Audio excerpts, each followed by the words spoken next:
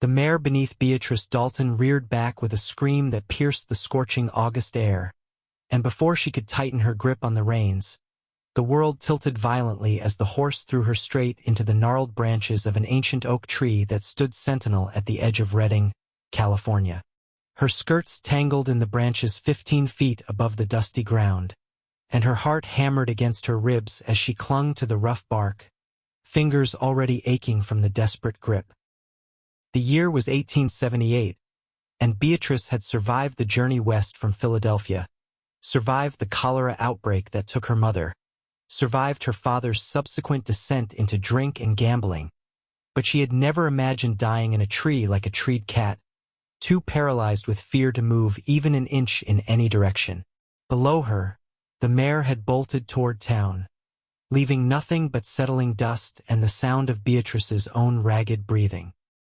She tried to look down, tried to gauge how she might lower herself, but the moment her eyes tracked the distance to the ground, her stomach lurched and black spots danced across her vision. Heights had terrified her since childhood, since the day she had watched her younger brother fall from a hayloft back in Pennsylvania. He had survived with only a broken arm, but the image of his small body tumbling through empty air had burned itself into her mind, and now here she was, trapped in her own private nightmare. "Help!" she called out, but her voice came out thin and reedy, barely louder than a whisper. She tried again, forcing more air through her constricted throat. "Help! Please! Someone help me!" The road below remained empty. Most folks would be taking their midday rest, escaping the brutal heat that baked the California landscape until it shimmered like water. Beatrice felt sweat trickling down her back, soaking into the practical cotton dress she had worn for her morning ride.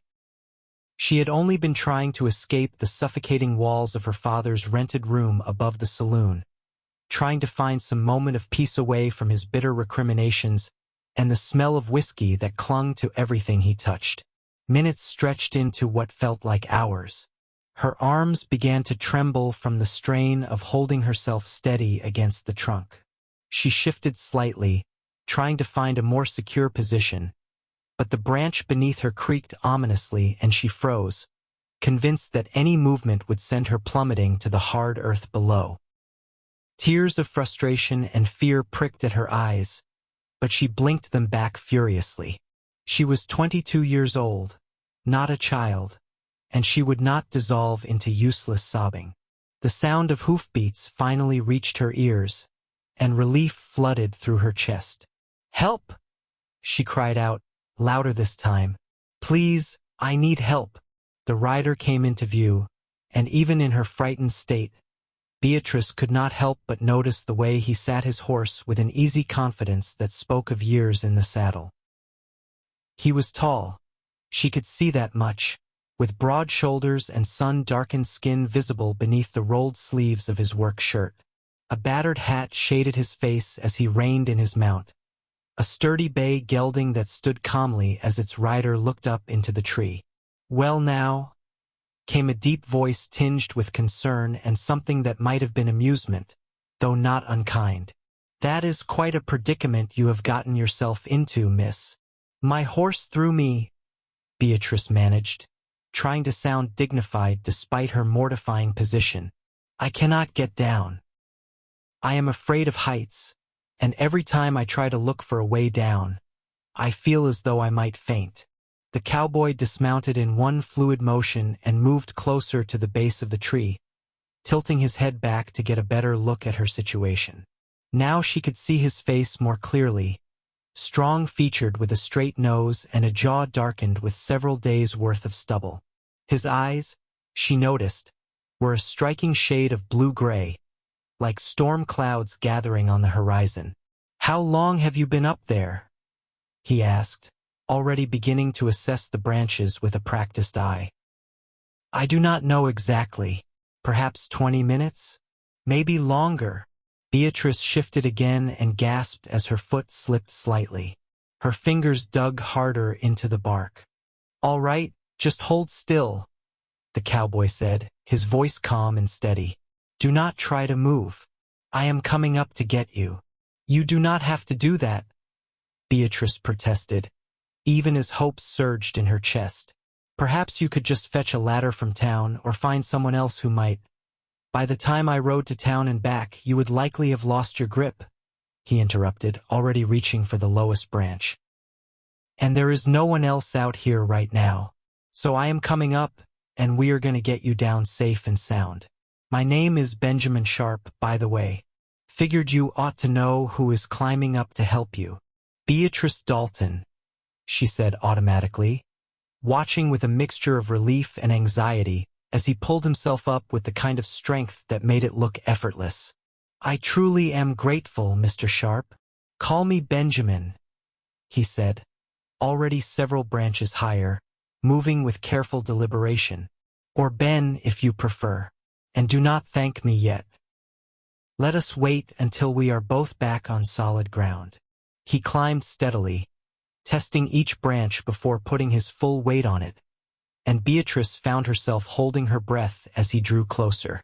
There was something reassuring about the methodical way he moved, the confidence that seemed to emanate from him.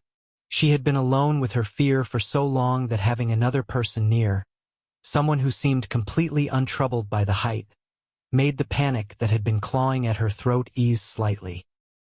Benjamin studied her for a moment, and his expression softened with understanding.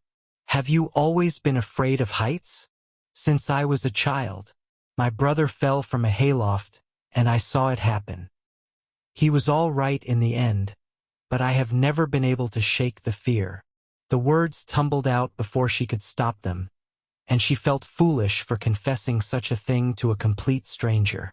But Benjamin only nodded as if this made perfect sense. Fear is not something to be ashamed of, he said. It is just something to work through, and you are not going to do this alone.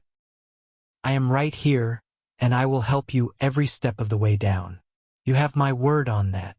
Something in his tone, the absolute certainty with which he spoke, made Beatrice believe him. She drew in a shaky breath and managed a small nod. All right, what do I do? First, you are going to look at me, not at the ground, Benjamin instructed. Keep your eyes on mine. Can you do that? Beatrice met his gaze and found it easier than she expected. His eyes were steady, calm, anchoring. Yes, she whispered. Good.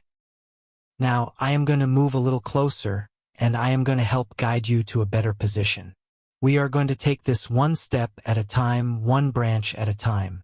There is no rush. We have all the time in the world. He shifted along his branch, and then reached out with one hand. Give me your right hand. Just your right hand. Keep holding on with your left. Every instinct screamed at Beatrice to keep both hands locked exactly where they were, but she forced herself to trust him. Slowly, agonizingly, she loosened the death grip of her right hand and reached toward him. Her fingers trembled as they met his, and then his hand closed around hers, warm and calloused and impossibly strong. There you go, Benjamin said, approval warming his voice. That is perfect. Now, I am going to help you turn so you are facing the trunk instead of wrapped around it like that. Your skirts are caught on a branch just below you, so once we get you repositioned, I can free them. The next few minutes were a painstaking exercise in trust and tiny movements. Benjamin talked her through each adjustment, his voice never wavering, never showing impatience. He told her where to place her foot, how to shift her weight, when to reach for the next handhold. True to his word, he never rushed her, and whenever she froze in panic, he simply waited, his hands steady on her arm or back, until she could breathe again and continue. You are doing wonderfully, he said as he carefully untangled her skirts from the branch that had caught them. Much braver than you give yourself credit for. I do not feel brave, Beatrice admitted. I feel terrified. Being brave does not mean you are not scared, Benjamin said. It means you do what needs doing even though you are scared. That is the very definition of courage. With her skirts freed, they began the descent in earnest. Benjamin positioned himself below her, guiding her feet to safe branches, making sure she had secure handholds before allowing her to move. He kept up a steady stream of conversation, asking her questions about where she came from, how long she had been in Redding, whether she liked California. At first, Beatrice could barely concentrate enough to answer, but gradually she realized that talking helped. It gave her something to focus on besides the fear. "We came west 6 months ago," she said as she lowered herself to another branch, Benjamin's hands steadying her waist. "My father had debts back in Philadelphia. He thought he could start fresh out here, make his fortune in cattle or mining or something equally improbable. I take it things have not worked out as he hoped? He drinks more than he works, and gambles what little money he does earn," Beatrice said, surprised by her own honesty. There was something about this situation, about Benjamin's steady presence, that made her feel as though she could speak truths she normally kept hidden. "I take in sewing and mending to pay for our room and food. The mare that threw me was borrowed from the livery. I promised I would have her back by noon, and now I have no idea where she ran off to.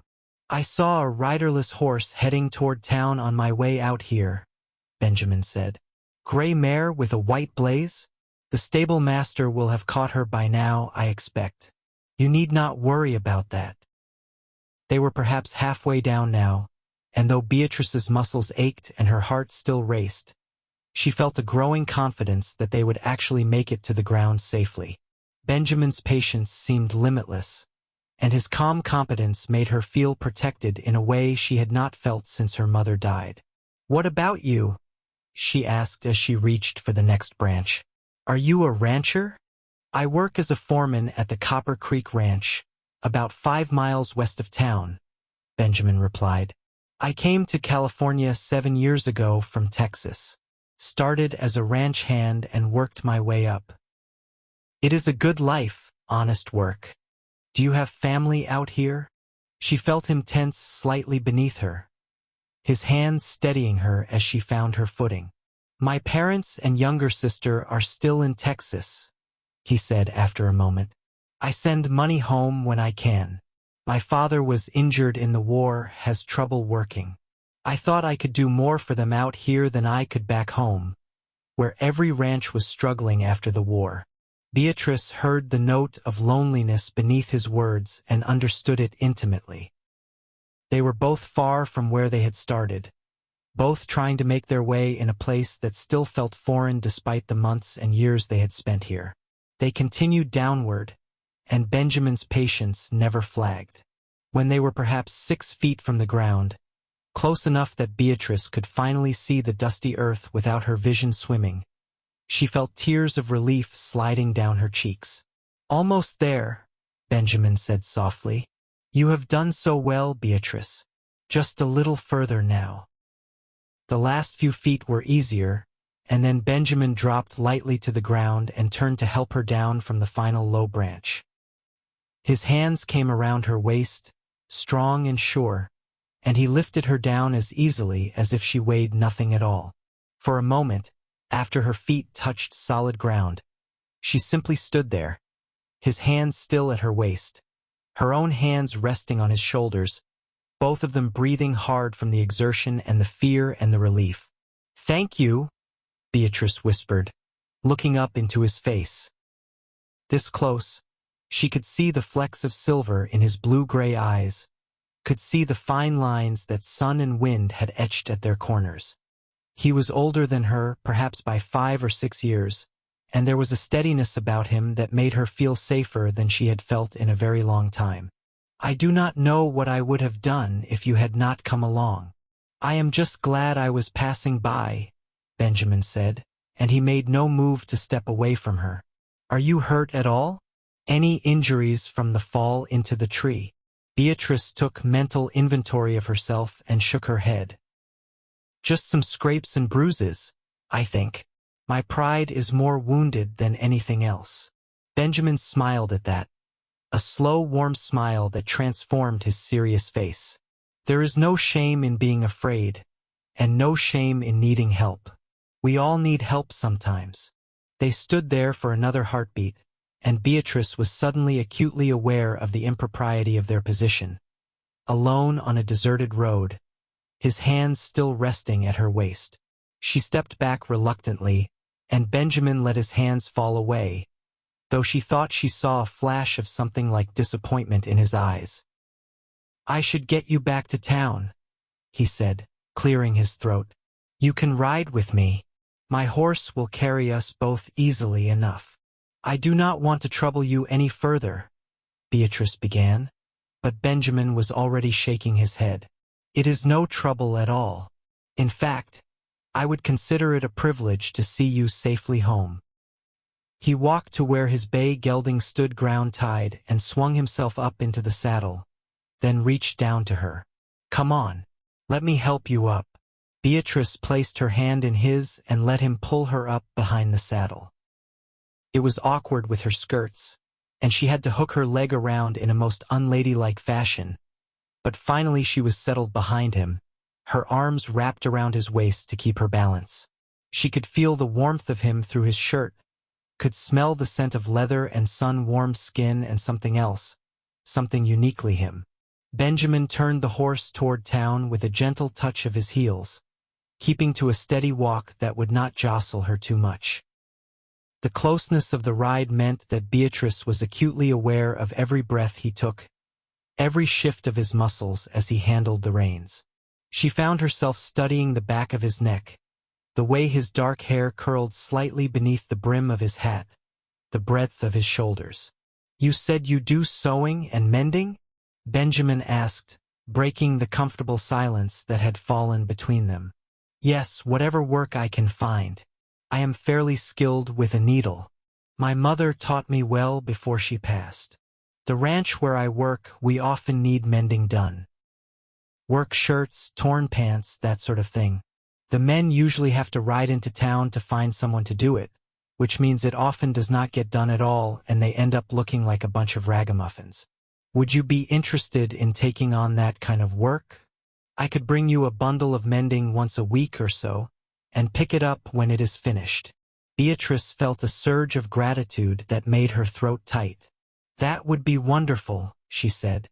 "Truly, I would be very grateful for the steady work." "It would help us out just as much as it would help you," Benjamin said, but she could hear the smile in his voice and suspected he was being more kind than truthful. They rode into Reading proper as the afternoon heat was beginning to ease slightly. The town was small but growing, with a main street lined with the usual establishments. A general store, a saloon, a church, a doctor's office, a blacksmith. Benjamin guided his horse down the dusty street, and Beatrice directed him to the building that housed the saloon on the ground floor and the rented rooms above. When they reached the front of the building, Benjamin dismounted first and then reached up to help her down. His hands were gentle as they circled her waist, and he lowered her to the ground with care. Beatrice found herself reluctant to step away from him, this stranger who had appeared at exactly the right moment and had been nothing but kind and patient with her. "Thank you again," she said, looking up at him, "for everything, for rescuing me, for bringing me home, for offering me work. You have been extraordinarily kind." "It was my pleasure," Benjamin said, and the sincerity in his voice made her believe him. He hesitated, then reached up to remove his hat, holding it in his hands as he looked at her. "I wonder if I might call on you sometime? Perhaps this Sunday after church, if you attend services." Beatrice felt her heart flutter in a way that had nothing to do with fear and everything to do with the hope suddenly blooming in her chest. "I do attend services," she said, "at the church at the end of Main Street. And yes, I would very much like it if you called on me." Benjamin's smile was brilliant, transforming his face from merely handsome to something that made Beatrice's breath catch. "Then I will see you Sunday," he said. He settled his hat back on his head and gave her a small bow that was somehow both courtly and natural. "Until then, Miss Dalton." "Beatrice," she said impulsively. "Please call me Beatrice." Beatrice? He repeated, and the way he said her name, soft and careful, made warmth spread through her entire body. I will see you Sunday, Beatrice. She watched him mount his horse and ride away, and she stood there in the dusty street until he disappeared from view. When she finally turned to climb the outside stairs to the rooms above the saloon, she felt lighter than she had in months, despite the soreness in her arms and the scrapes on her hands. She touched her fingers to her lips, remembering the way he had looked at her, the gentleness of his hands, the patience in his voice as he had talked her down from that tree branch by branch. Her father was passed out on his bed when she entered their cramped quarters, and for once she felt grateful for his absence rather than despairing of it. She went to the small mirror hung on the wall and studied her reflection. Her hair had come loose from its pins and hung in wild tangles around her face. Her dress was torn in 2 places and stained with tree bark. She looked like she had been dragged through a hedge backwards, and yet Benjamin had looked at her as though she were something precious. The next few days passed in a strange mixture of ordinary routine and barely contained anticipation. Beatrice continued her sewing work, mended torn shirts and patched worn trousers, and tried not to let her mind wander too often to thoughts of Benjamin Sharpe. She was only partially successful. She found herself thinking about the way he had climbed up that tree without hesitation, the patience he had shown, the steadiness of his voice and hands. She thought about the loneliness she had heard in his words when he spoke of his family in Texas, and she wondered if he felt as adrift in California as she did. On Thursday, true to his word, Benjamin appeared at her door with a canvas bag full of mending. Her father was out, probably at one of the gambling tables downstairs, and Beatrice invited Benjamin inside with a mixture of nervousness and delight. "This is quite a lot of work," she said, examining the contents of the bag. Torn seams, missing buttons, a few items that needed patches. "I may have collected everything I could find," Benjamin admitted, looking slightly sheepish. "I wanted to make sure you would have enough work to keep you busy." Beatrice looked up at him, at the way he stood in the cramped little room that she was ashamed to call home. His hat in his hands and his expression open and honest, and she felt something shift in her chest. This man, who barely knew her, was going out of his way to help her, asking nothing in return. "Would you like some coffee?" she asked, gesturing to the small stove where she kept a pot brewing. "It is not much, but it is hot and strong." "I would love some," Benjamin said, and he settled himself carefully on one of the 2 rickety chairs at the small table. They talked while she poured the coffee, about inconsequential things at first, the weather and the town and the small happenings of their days. But gradually the conversation deepened, and Beatrice found herself telling him things she had not told anyone, about how her mother had been the strong one, the one who held their family together, and how lost she had felt after the cholera took her. About how her father had changed after that, how the grief had hollowed him out and left only bitterness and blame behind. Benjamin listened without judgment, his eyes never leaving her face, and when she finally fell silent, he reached across the table and covered her hand with his. "You are stronger than you know," he said quietly. "To have survived all that, to be taking care of yourself and your father both, to keep going even when things are hard. That takes real strength, Beatrice." "I do not feel strong," she admitted. "Most days I feel like I am barely holding on." "That is exactly what strength looks like," Benjamin said. "It is not about never being afraid or never struggling. It is about getting up every day and doing what needs to be done, even when it is hard. Just like climbing down from that tree. You were terrified, but you did it anyway." They talked until the light coming through the small window began to take on the golden quality of late afternoon, and Benjamin finally stood reluctantly. "I should let you get to your work," he said, "and I need to get back to the ranch before full dark." "Thank you for the mending," Beatrice said, walking him to the door. And for the coffee and conversation. The thanks should be mine, Benjamin said. He hesitated in the doorway, looking down at her with an expression that made her heart race. I am looking forward to Sunday, he said softly. As am I, Beatrice replied, and she meant it with every fiber of her being. Sunday dawned clear and bright, and Beatrice took extra care with her appearance. She had only 2 good dresses, and she chose the blue one that brought out the color of her eyes. She pinned her hair up carefully and even allowed herself a tiny bit of the rose water that had been her mother's and that she hoarded like gold. Church services seemed to last an eternity, though Reverend Matthew's sermon was no longer than usual. Beatrice tried to focus on the words about mercy and grace, but her attention kept drifting to the back of the church, watching the door, hoping to see Benjamin walk through. But he had said he would call on her after services. She reminded herself. He had not said he would attend them. When the service finally ended and the congregation filed out into the bright sunshine, Beatrice saw him immediately.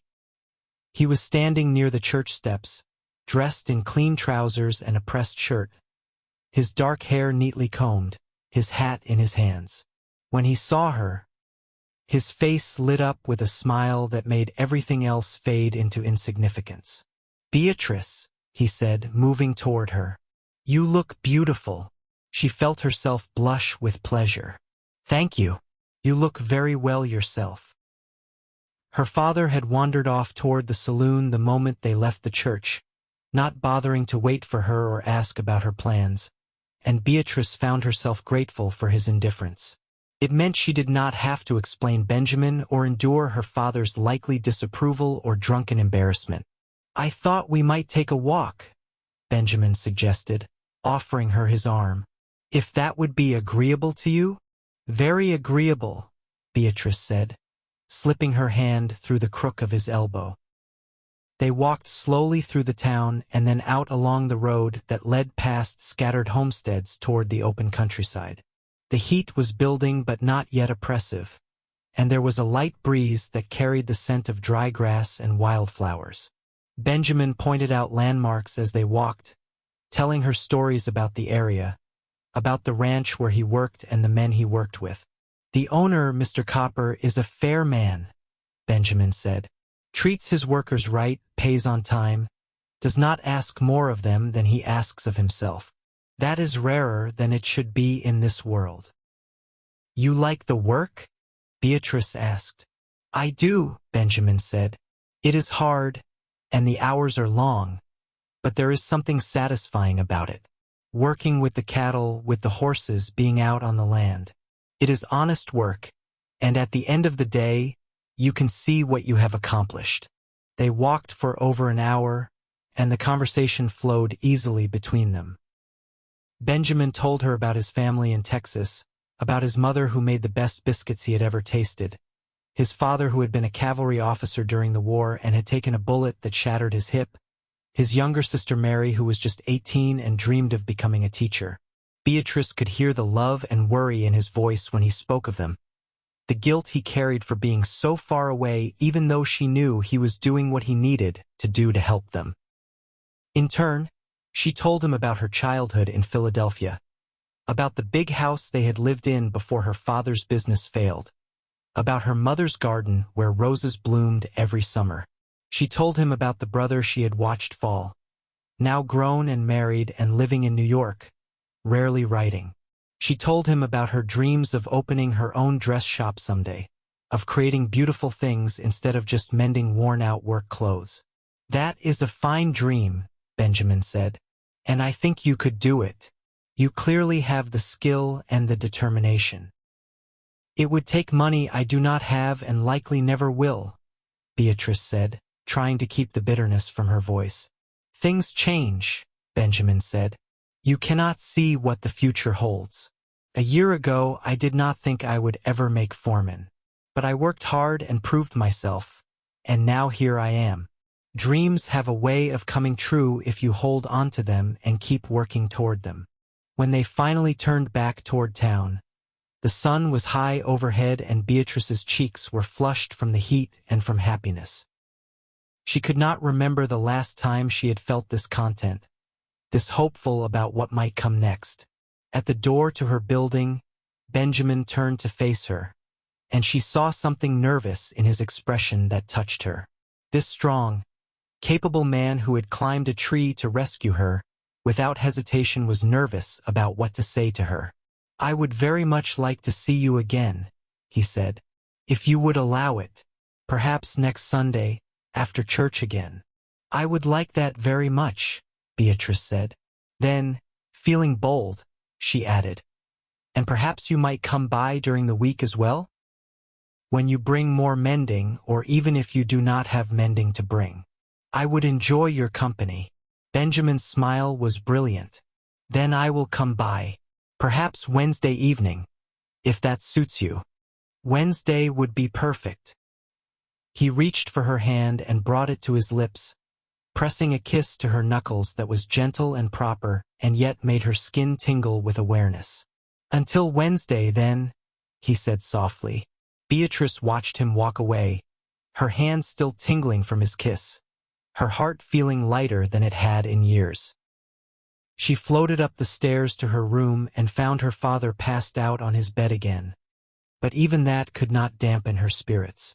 She had met someone kind and good and strong, someone who looked at her as though she mattered, and for the first time since coming to California, she felt as though perhaps things might actually work out after all.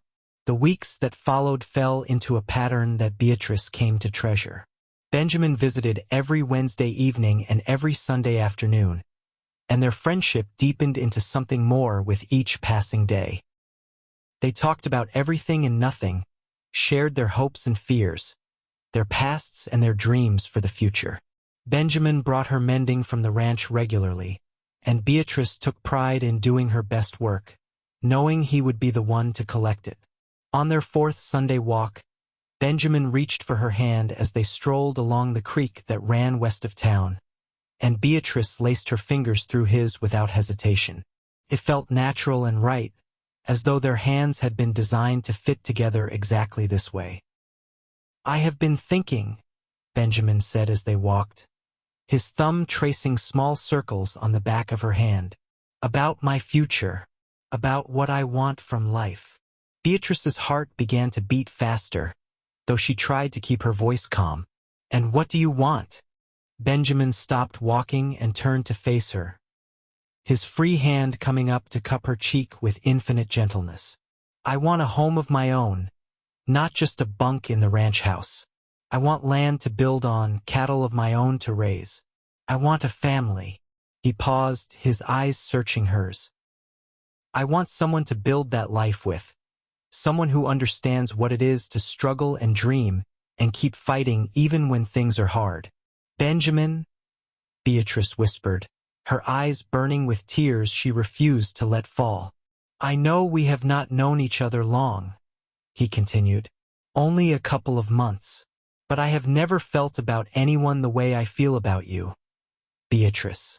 You are brave and strong and kind, and when I am with you, I feel like I have finally found what I have been searching for all these years."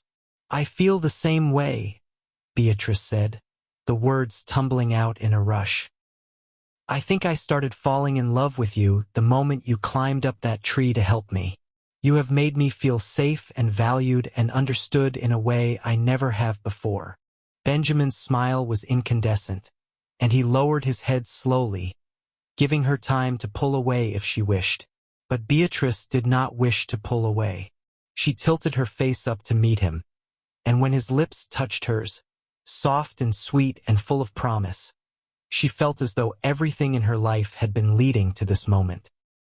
The kiss was gentle at first, tentative, but then Benjamin's arms came around her and pulled her closer, and Beatrice wrapped her arms around his neck and kissed him back with all the emotion she had been holding inside. When they finally broke apart, both breathing hard, Benjamin rested his forehead against hers. "I love you, Beatrice Dalton," he said. "I love you, and I want to build a life with you, if you will have me." "I love you too," Beatrice replied, and saying the words felt like opening a door to a future she had never dared to dream of. "And yes, I want to build a life with you.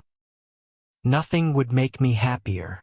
They held each other there beside the creek, the California sun beating down on them, the sound of water gurgling over rocks, and Beatrice felt a peace settle over her that she had not felt since before her mother died. This was what love was supposed to feel like, she realized.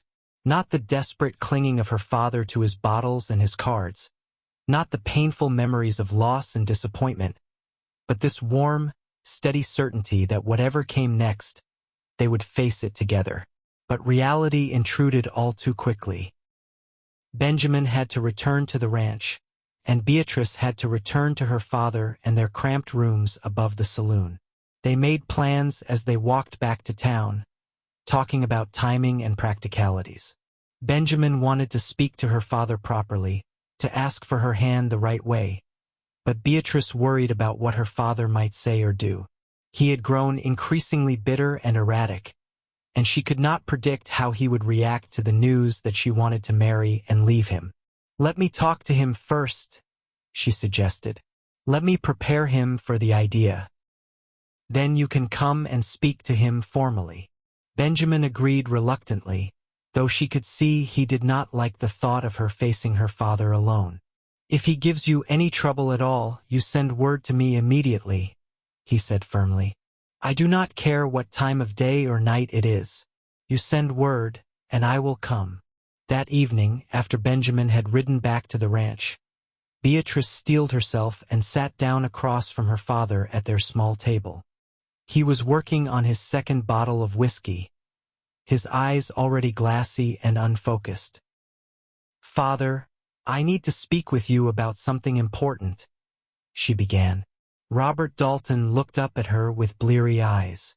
"If this is about money, I do not want to hear it. I am working on a sure thing down at the tables. Going to win big any day now."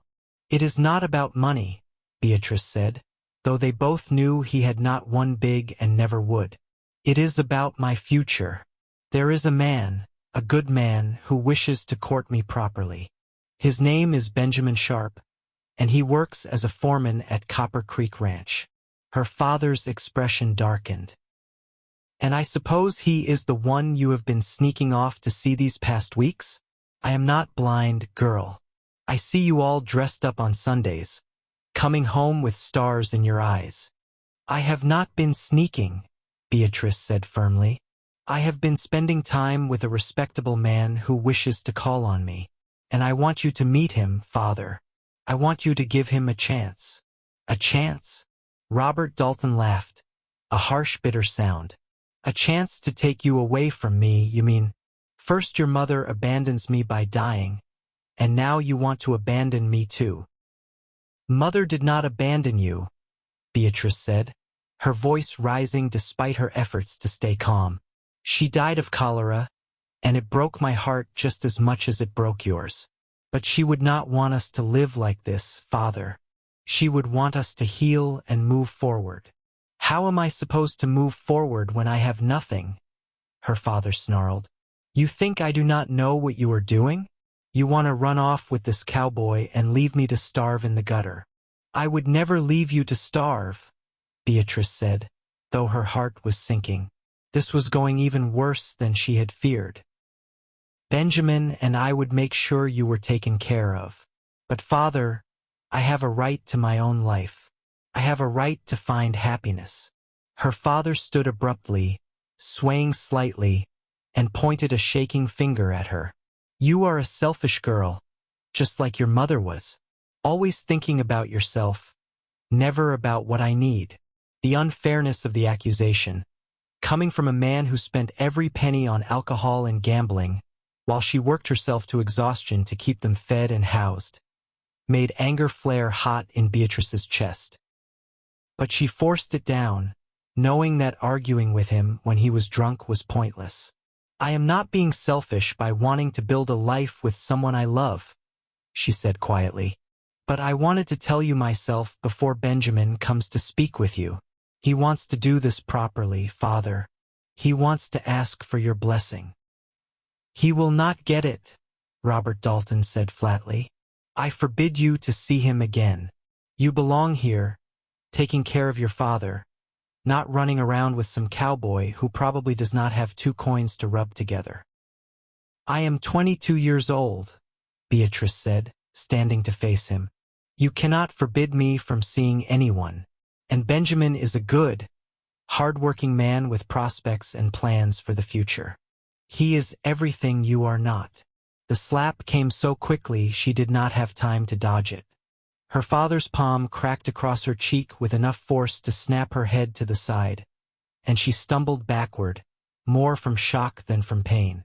In all the years of his drinking and bitterness, he had never raised a hand to her before. They stared at each other in the dim lamplight, both breathing hard, and Beatrice saw something flicker in her father's eyes that might have been remorse or horror. But then his face hardened again, and he turned away, reaching for his bottle. "Get out of my sight," he muttered. Beatrice did not need to be told twice. She grabbed her shawl and fled down the outside stairs, her cheek throbbing, her eyes burning with tears. She had nowhere to go, but she could not stay in that room with him another moment. She walked blindly through the darkening streets of Reading, not caring where her feet took her, until she found herself at the edge of town near the livery stable.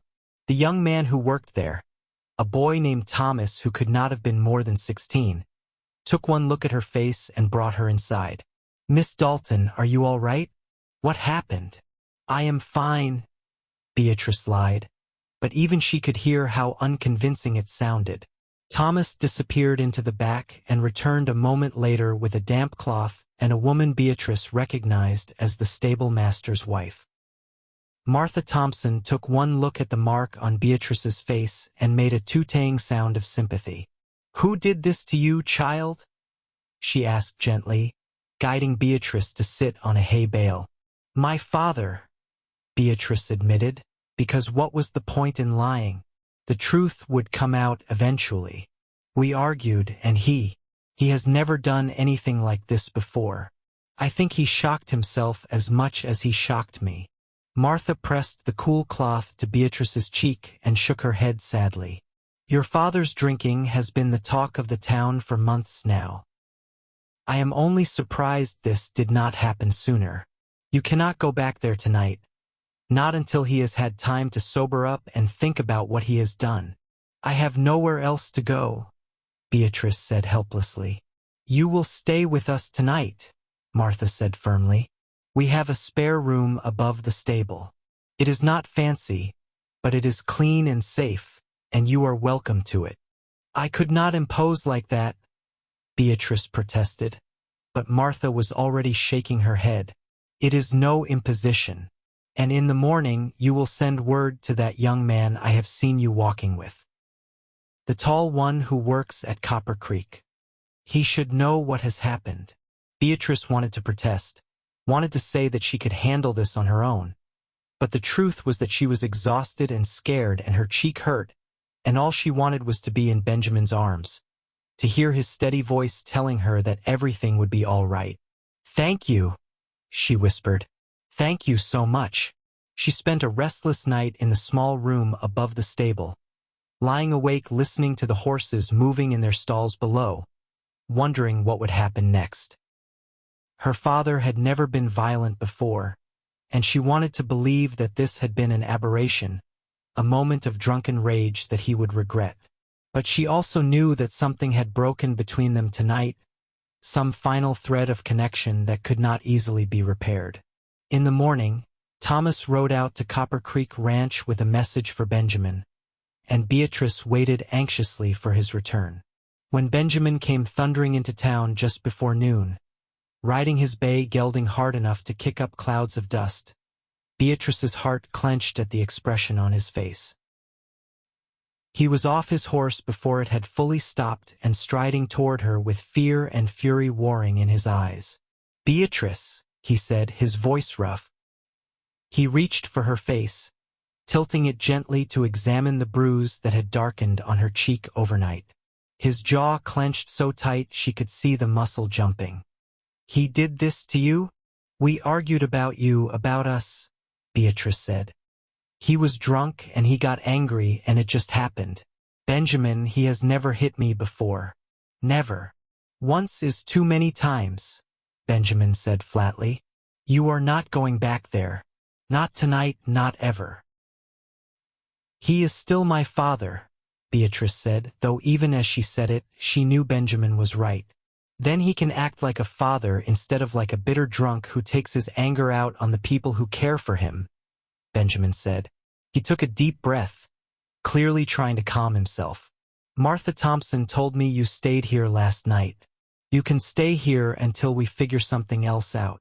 I cannot keep imposing on their kindness, Beatrice said. Benjamin was quiet for a moment, and then he took both of her hands in his. Then marry me. Not someday in the future when we have saved enough money and made all the proper plans. Marry me now, this week, and come live at the ranch. Mr. Copper has a small cabin on the property that he has said I could have when I was ready to marry. It is not much, just 2 rooms and a kitchen, but it would be ours. We would be together, and you would be safe. Beatrice's heart felt as though it might burst from her chest. Benjamin, are you sure? We have only known each other for 2 months. I have never been more sure of anything in my life, Benjamin said. I love you, Beatrice.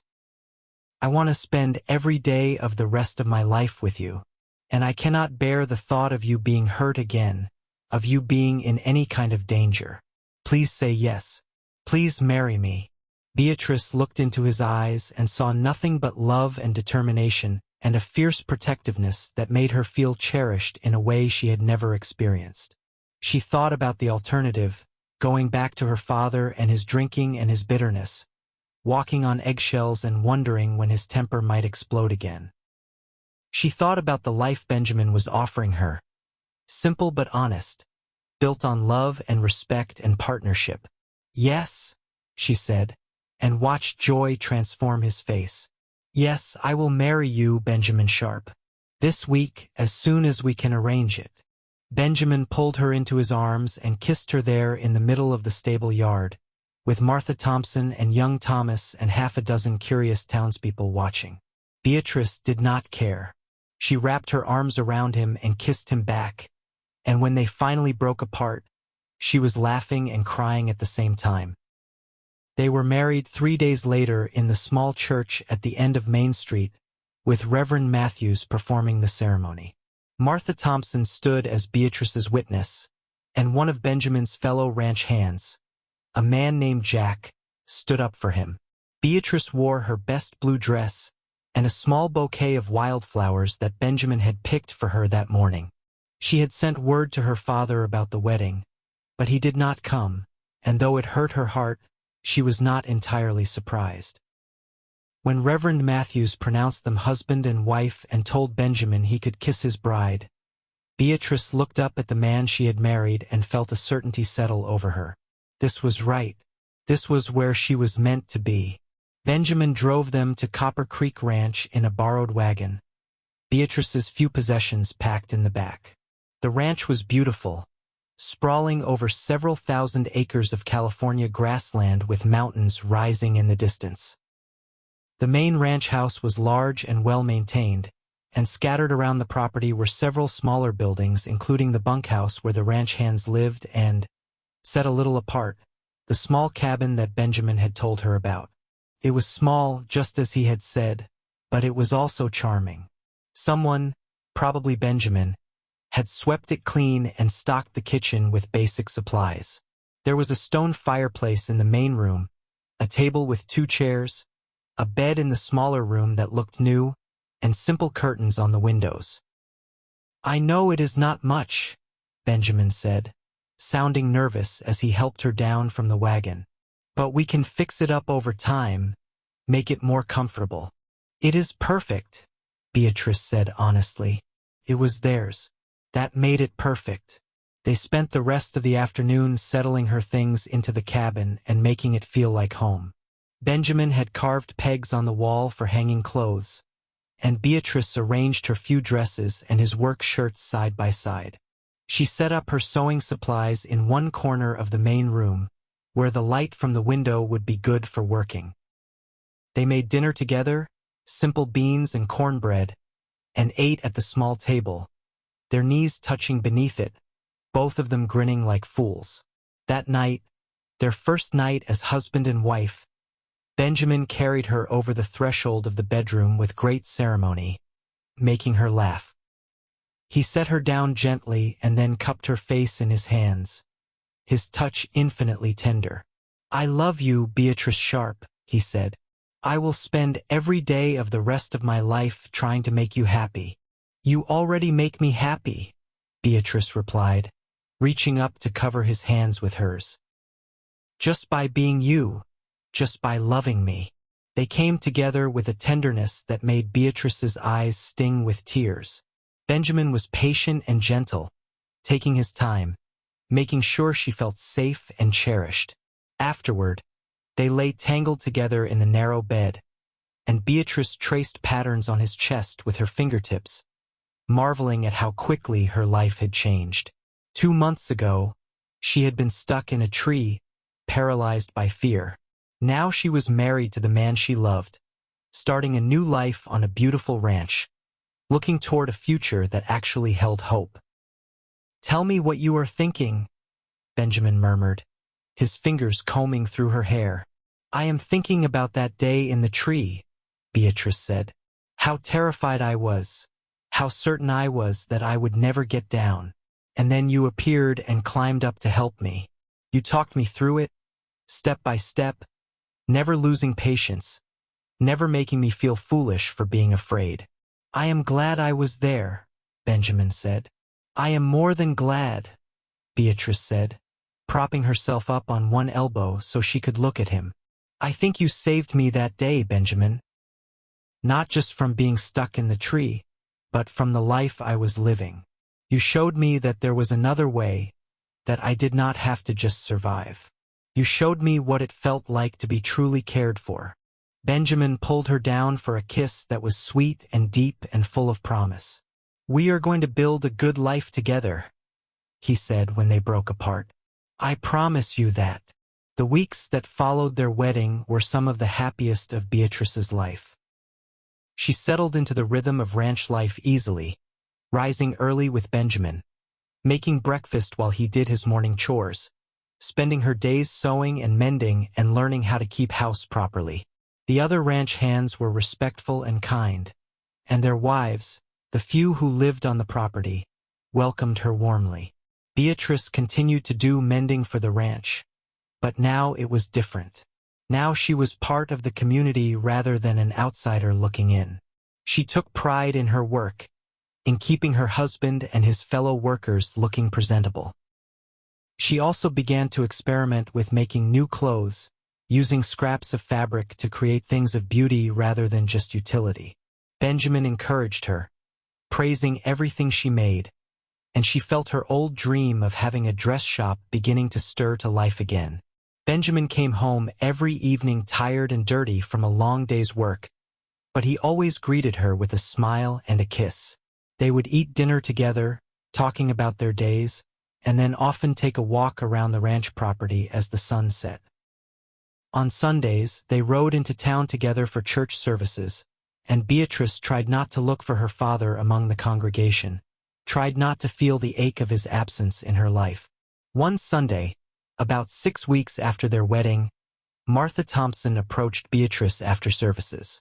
"I have something to tell you," Martha said gently. "About your father." Beatrice's heart clenched. "Is he all right?" "He left town 3 days ago," Martha said. "Packed what little he had and took the stage heading east. I heard he mentioned going to New York, to find your brother." Beatrice did not know what she felt. Relief that he was gone, that she would not have to worry about running into him on the street. Sadness that he had left without trying to make amends. Guilt that she had married and moved on while he spiraled further into his bitterness. Benjamin, who had been standing nearby talking to another rancher, immediately came to her side. "What is it? What is wrong?" "My father left town," Beatrice said. He went east to New York apparently. Benjamin's arm came around her shoulders, solid and reassuring. How do you feel about that? Beatrice leaned into him, grateful for his steady presence. I do not know. I suppose I hope he finds some peace, that maybe being with my brother will help him. But mostly I just feel sad. Sad that it had to end this way, that he could not let go of his anger long enough to see that I was happy. That is his loss, Benjamin said firmly. You did nothing wrong, Beatrice. You have every right to build a life of your own. I know, Beatrice said, and I do not regret marrying you, not for a single moment. But I still wish things could have been different. I know, Benjamin said, pressing a kiss to her temple. I know you do. As autumn deepened into winter, Beatrice found herself settling more completely into her new life. She made friends among the other ranch wives, joining them for quilting bees and social gatherings. She continued her sewing work and even began to take orders from women in town who had heard about her skill. Money was tight, as it was for most working people, but they had enough to live on and even to save a little. Benjamin talked about his dreams of eventually buying some land of their own, starting a small ranch that they could build up over the years. Nothing too big, he said one evening as they sat by the fire, Beatrice working on a particularly intricate mending job and Benjamin oiling his saddle. Just enough land for a decent herd, maybe 100 head to start. We could build a proper house with separate rooms for our children. Children, Beatrice said, looking up with a smile. They had talked about wanting a family, but hearing him mention it so casually, as though it were a certainty rather than a hope, made warmth spread through her chest. You do want children, do not you? Benjamin asked, looking suddenly uncertain. I do, Beatrice assured him. I want several, actually. I always hated being an only child once my brother left home. I want our children to have siblings to play with and fight with and lean on. Then we had better get to work on making that happen, Benjamin said with a grin that made Beatrice blush and laugh at the same time. Winter in California was not as harsh as the winters Beatrice remembered from Pennsylvania, but there were still cold rains and occasionally frost. Beatrice learned to bank the fire properly to keep the cabin warm, to make hearty stews that would stretch for several days, to preserve vegetables and fruits for the lean months. Benjamin taught her to ride properly, and she grew confident enough on horseback that they could ride out together to check on the far pastures. On one of these rides, in early February, Benjamin brought her to the top of a hill that overlooked the entire ranch. The view was spectacular, rolling grasslands stretching to the mountains, the sky an endless blue dome overhead. This is where I come when I need to think, Benjamin said, dismounting and helping her down. When the work gets hard or I am missing my family, I come up here and remember how lucky I am to be here, to have all of this. Beatrice stood beside him, her hand in his, and looked out at the view. It is beautiful, she said. I wanted to show you this place, Benjamin said, because I have some news, and I wanted to share it somewhere special. Beatrice turned to look at him, her heart beginning to race at the serious expression on his face. What news? Mr. Copper called me into his office yesterday, Benjamin said. He is getting older, and he has been thinking about the future of the ranch. He has no children of his own, no close family. He asked me if I would be interested in eventually buying the ranch from him, taking it over when he retires. Beatrice gasped. Benjamin, that is wonderful, but how could we possibly afford to buy a ranch this size? He would not sell it to us all at once, Benjamin explained. He would stay on for several more years, and during that time I would buy shares from him gradually, using my salary and any other money we can save. By the time he is ready to fully retire, we would own the ranch outright. It would mean years of hard work and sacrifice, years of putting every spare penny toward the purchase.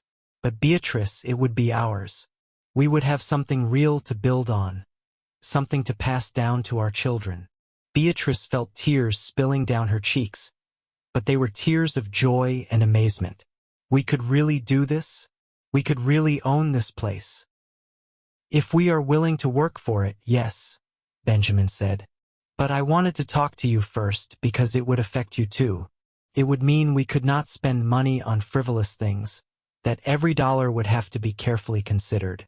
I did not want to commit to this without knowing you were willing to make those sacrifices. Of course I am willing, Beatrice said fiercely. Benjamin, this is an incredible opportunity. We would be fools not to take it.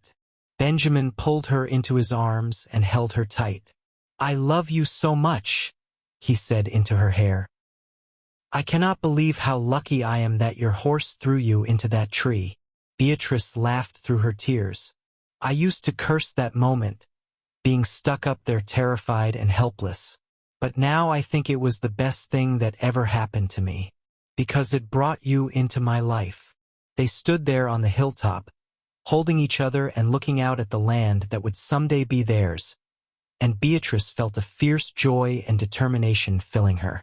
They would make this work. They would build something lasting and good, something that would outlive them both. Spring came with wildflowers carpeting the grasslands and new calves wobbling on uncertain legs. Beatrice discovered she was pregnant in late April, and the joy on Benjamin's face when she told him was something she would treasure for the rest of her life.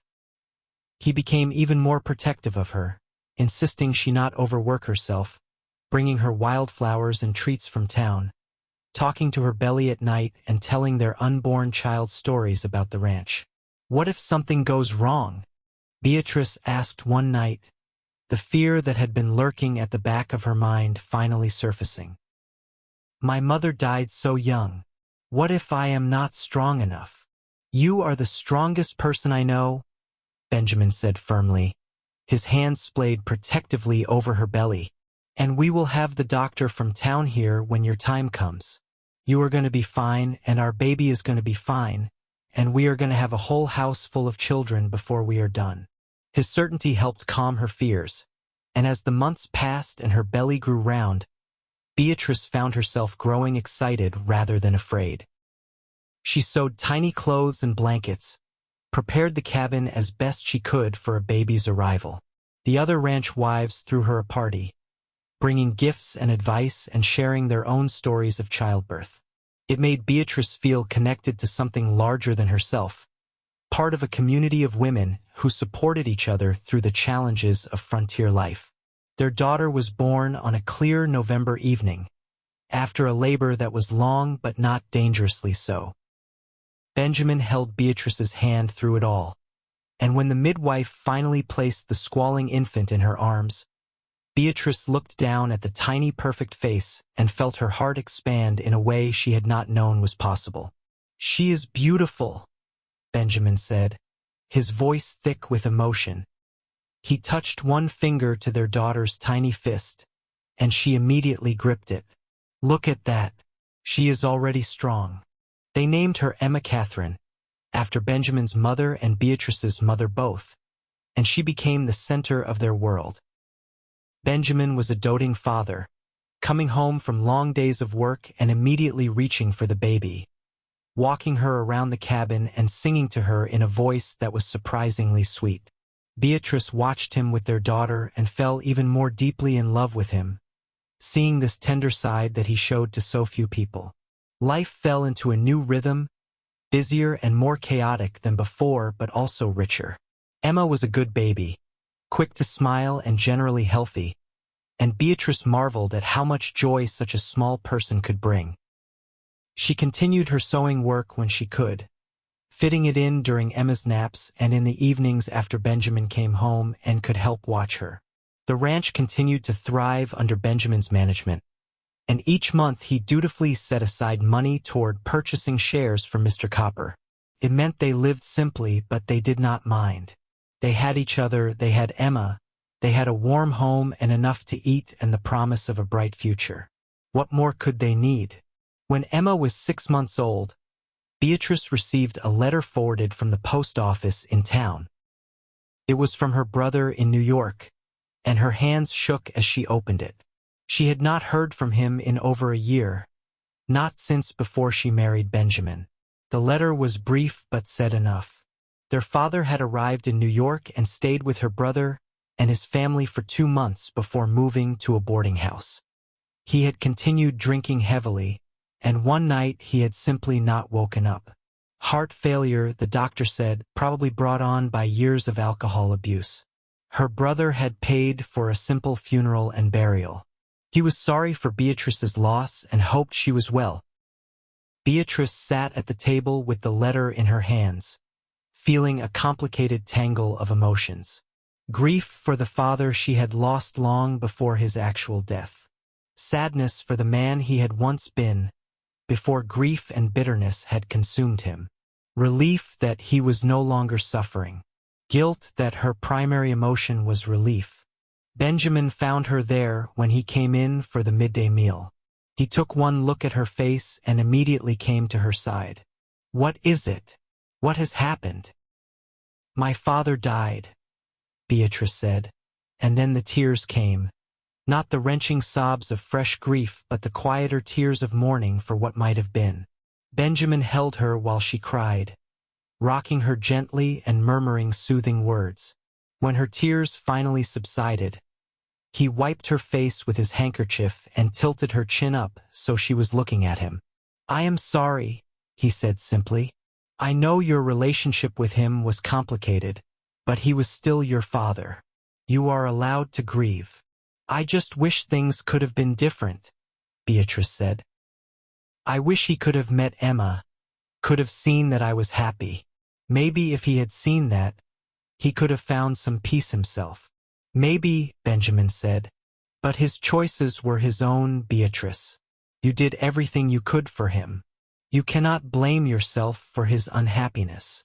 Beatrice knew he was right, but it still hurt.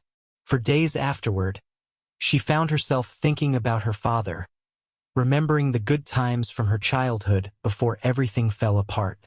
But gradually, with Benjamin's steady support and Emma's constant demands for attention, the grief faded to a bearable ache. She had her own family now, her own life, and she owed it to them to focus on the present and the future rather than dwelling on a past she could not change. The years that followed were full of hard work and simple joys. Emma grew into a bright, curious toddler who followed her father around the ranch whenever he would let her. When she was 2, Beatrice became pregnant again, and this time they had a son. They named him Daniel Robert, after Benjamin's father and Beatrice's father both, hoping that carrying those names forward would honor the good in both men while leaving the pain behind. 2 years after Daniel came another daughter, Grace, and then 2 years after that, another son, Thomas Benjamin. Their little cabin became increasingly crowded, but they made it work, piling children into the small bedroom and making a space in the main room for the boys once they were old enough to sleep on their own. Benjamin worked tirelessly, managing the ranch during the day and spending his evenings with his family. Bit by bit, month by month, he purchased more shares from Mr. Copper, and the day finally came when the papers were signed and the ranch officially became theirs. Benjamin Sharpe was no longer just the foreman but the owner, and the pride in his eyes when he showed Beatrice the deed was something she would never forget. With ownership came more responsibility but also more opportunity. They began to make improvements to the ranch, building a proper house to replace the cabin that had served them so well. It took 2 years to complete, working on it whenever they had time and money to spare. But when it was finally done, it was everything Beatrice had dreamed of. A real home with enough bedrooms for all the children, a proper kitchen with a big stove, a parlor where they could gather as a family in the evenings. They kept the old cabin and used it for storage and sometimes for housing ranch hands who needed a place to stay. Every time Beatrice walked past it, she remembered their first night there as husband and wife, the way it had felt to finally have a place of their own. Those memories were precious to her, reminders of how far they had come. As the children grew, Beatrice found time to return to her sewing in earnest. She set up a proper workroom in the new house and began taking more orders from women in Reading and the surrounding area. Her skill became well known, and soon she was making not just simple dresses but wedding gowns and fancy dresses for special occasions.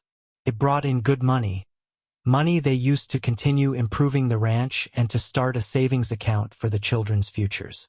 Emma, their oldest, showed a talent for working with horses and spent hours helping her father train the young stock. Daniel was quieter, more contemplative, and showed an interest in books and learning that surprised them both. Grace was fearless and wild, always climbing trees and getting into mischief in a way that reminded Beatrice of herself at that age. And Thomas, the baby, was sweet-natured and loving, content to spend hours helping his mother in the garden or following her around the kitchen. Benjamin's family finally came to visit when Emma was 10 years old. His parents and his sister Mary, now married herself with 2 children of her own, made the long journey from Texas. It was a joyful reunion, and Beatrice loved seeing Benjamin with his family, seeing the way his mother fussed over him and his father clapped him on the back with pride. They stayed for a month, and when they left, both sides promised to visit more regularly and to stay in better contact through letters. Life was not without its challenges. There were droughts that made the grass sparse and the cattle thin. There were years when prices dropped and they had to tighten their belts even more than usual. Benjamin was thrown from a horse when Emma was 12 and broke his arm badly, and for 2 months he had to rely on Beatrice and the ranch hands to keep things running. But they weathered every challenge together, and each one seemed to make them stronger rather than breaking them apart. On their 20th wedding anniversary, Benjamin surprised Beatrice with a trip to San Francisco.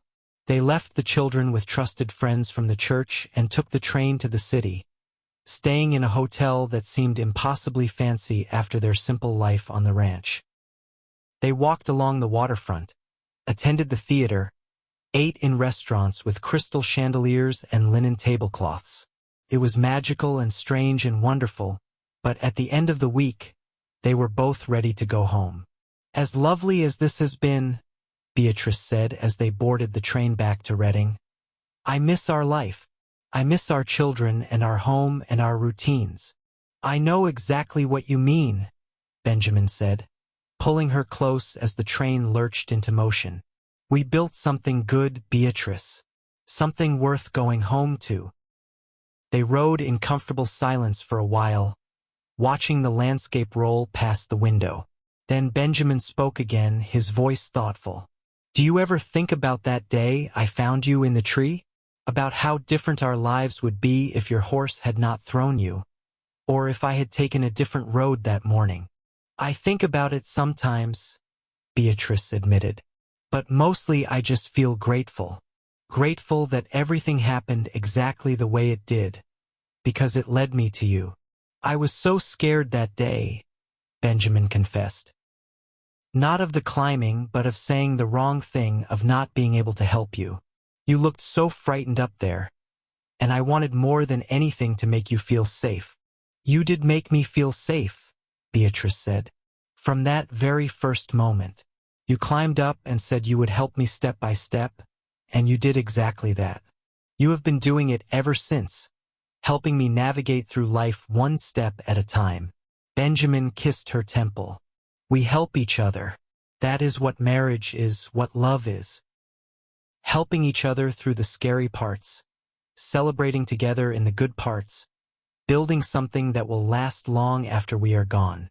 The years continued to pass, marked by the milestones of their children's lives. Emma married a young rancher from a neighboring property when she was 19, and 2 years later, she made Beatrice and Benjamin grandparents for the first time. Daniel left home to attend college in Sacramento, the first in either of their families to do so, and they were immensely proud of him. Grace scandalized the town by announcing her intention to become a teacher and refusing to marry until she had established her career.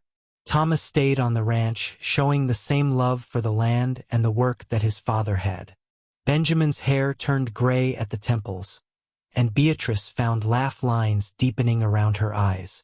Their hands, clasped together during evening walks around the property, showed the marks of years of hard work. But they were still strong, still healthy, still deeply in love. One evening, when Beatrice was 52 and Benjamin 58, they climbed the hill where Benjamin had proposed buying the ranch all those years ago.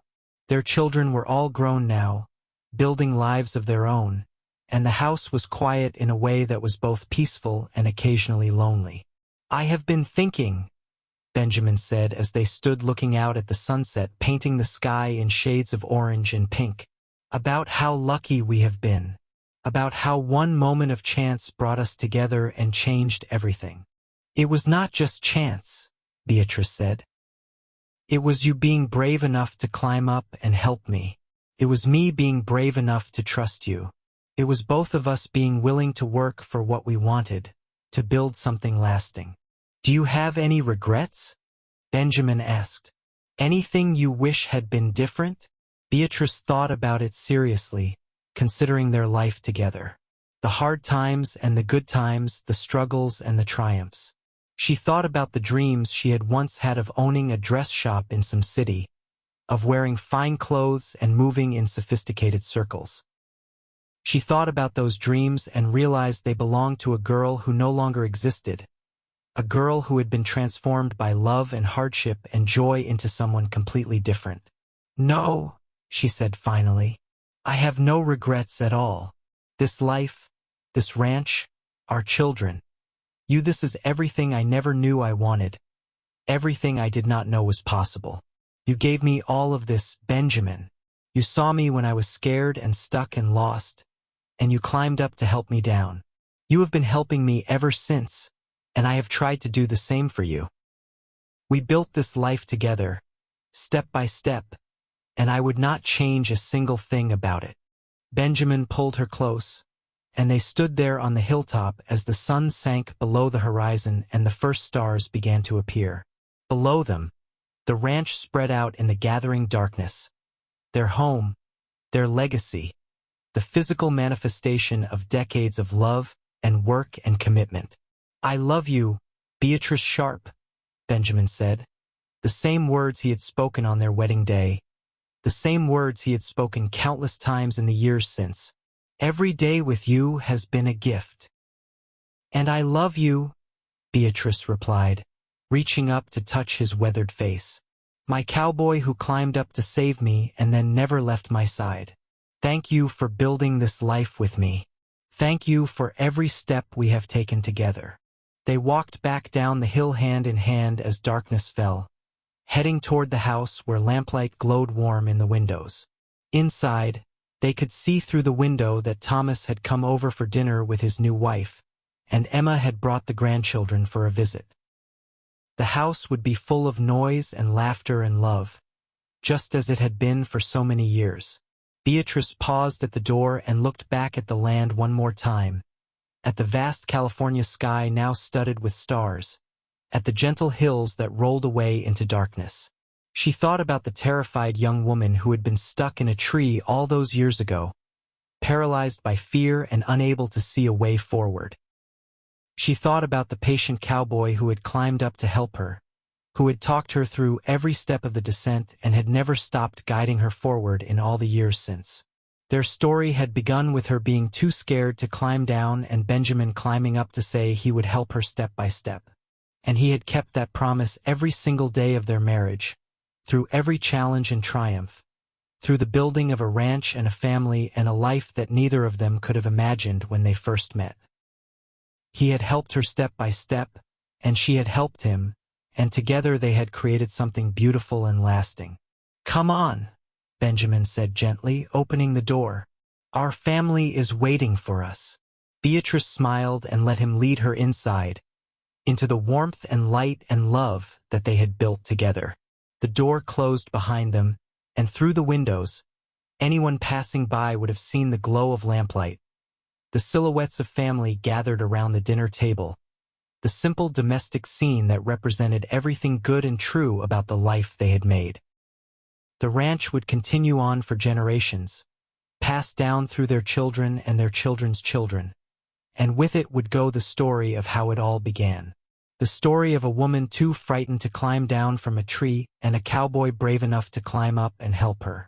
The story of how love begins sometimes in the most unexpected moments, when two people find each other at exactly the right time and choose to build a life together, step by careful step, until what they have created is something neither could have achieved alone. And as Beatrice sat at the head of the table that evening, surrounded by the family she and Benjamin had created, she felt a profound sense of contentment and gratitude. She had been rescued from that tree all those years ago, but more than that, she had been rescued from a life without hope, without love, without purpose. Benjamin had shown her what was possible when two people committed to each other fully, and she had spent every day since trying to give him the same gift he had given her. The evening wore on with stories and laughter, with children running through the house and grandchildren climbing into laps. Benjamin caught her eye from across the table and smiled, and in that smile, Beatrice saw everything. Their past, their present, their future stretching out before them still. She smiled back, her heart full to bursting with love for this man and this life they had built together. When everyone finally left and the house grew quiet again, Benjamin and Beatrice stood on the porch watching the last wagon disappear down the road. He put his arm around her, and she leaned into him, both of them tired but content. "Another good day," Benjamin said. "Another perfect day," Beatrice corrected. "Another day in our perfect life." And it was true.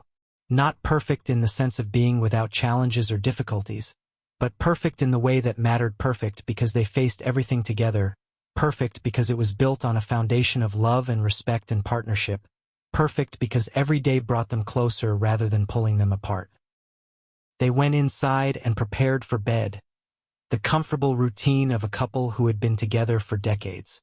As they settled under the quilts that Beatrice had made with her own hands, Benjamin pulled her close, and she rested her head on his chest, listening to the steady beat of his heart.